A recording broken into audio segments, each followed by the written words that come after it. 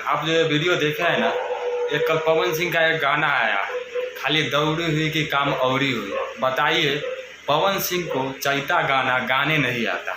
चैता गाना सिर्फ भोजपुरी में एक खेसारी लाल यादव है, उनको गाने आता है। उनका गाना चैता गाना आप अगर उनका सुनिएगा तो हिट पर हिट रहेगा, बहुत ही अच्छा लगेगा। बताइए, ये गाना थोड़ा सुन के देखिए कैसा लग रहा है।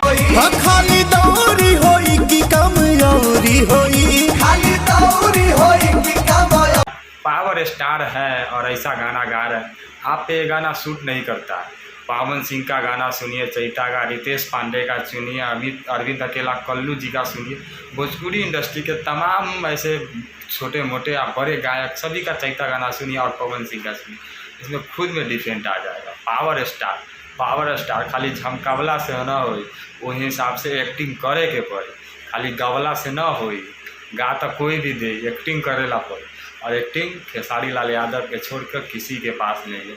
बाकी आप इस गाना को देखिए, जाकर सुनिए और कमेंट बॉक्स में बताइए कि ये गाना कैसा है, पवन सिंह कैसे एक्टिंग किए हैं।